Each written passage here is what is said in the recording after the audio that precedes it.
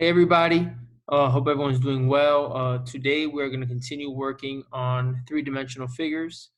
And today we're going to start getting an idea of getting an idea of what volume is. Okay, so volume is a formula, right, on how to get the total amount, right, of a 3D figure.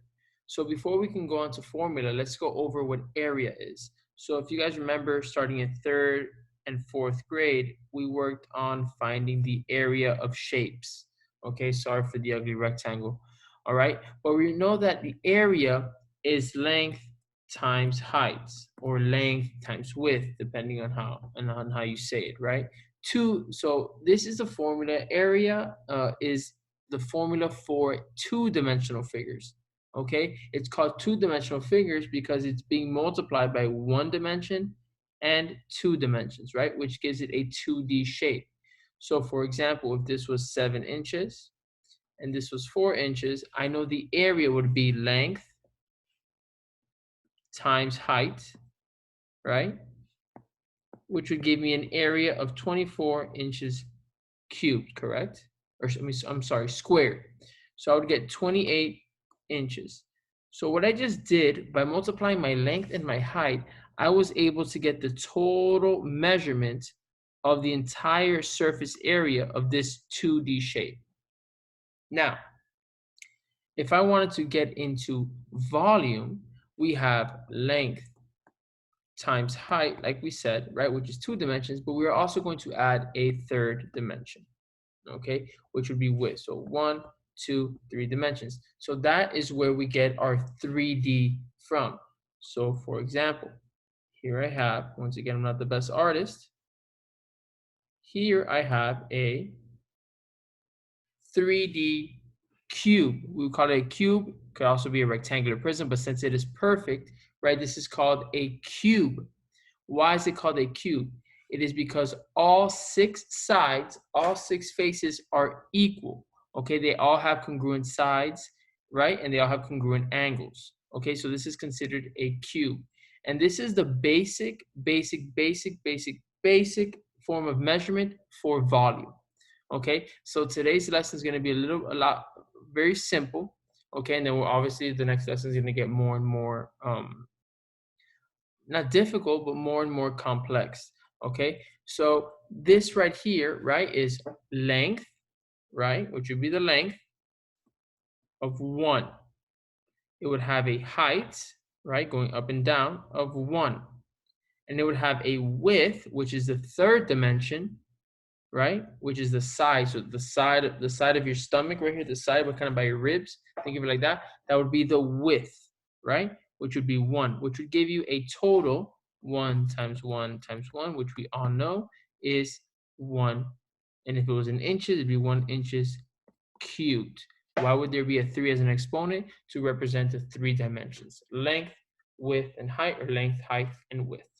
Okay, so now, like I said, this lesson is going to be very easy. I just want to make the video just to clarify and try to give you guys a couple of examples. So basically what we're going to be doing today is simple. It's just finding the volume, or how many cubic units there are in each figure.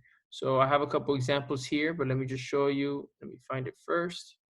Okay, once again, a unit cube, right, is a cube that has a length, it has a width, and it has a height. So here's a nicer example, right?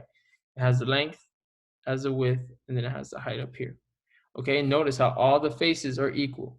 Okay, and now one thing that gets confusing about volume and 3D shapes is, even though it is congruent, all faces are congruent, even though the top right here kind of has like a little rhombus, like a diamond shape. That's because of the perspective that we're seeing it. It's giving you a perspective where you can see all sides, even though it's not a perfect square, right? It just it looks different because of the angle that we're looking at the figure.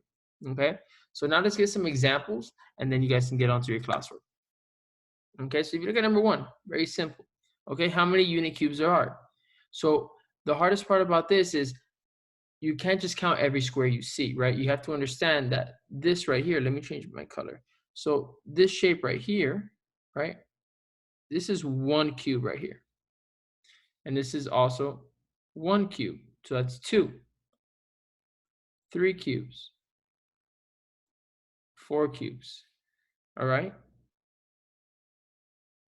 Here's a 5th, 6, 7, 8, 9, 10, 11, 12 cubes, right? So even though you see little squares right here, right, doesn't mean it's a different cube. It's just that is the top and the sides of the cube, okay? So our answer would be 12 unit cubes, okay? Very simple. And how would you find volume? Because I'd like to show you. What would be the length? How many unit cubes? 1, 2, 3, 4. What would be the width? A width of 1. And the height would be 1, 2, 3, 3. So how would I get this? Length times width times height. I know 4 times 1 is 4, times 3 is 12. And that's how I would get my answer here. Okay, very simple. All right. So now let's get some examples before we get to kind of like the most complex one that I just want you guys to observe. Okay, so very simple. How many cubic units do we have here? It kind of counts it for you because it's an example I got from the online textbook. Okay, how many unit cubes do we have? Right, obviously we have 1 here. Ooh, let me erase that. We have 1. We have 2 right here in the back.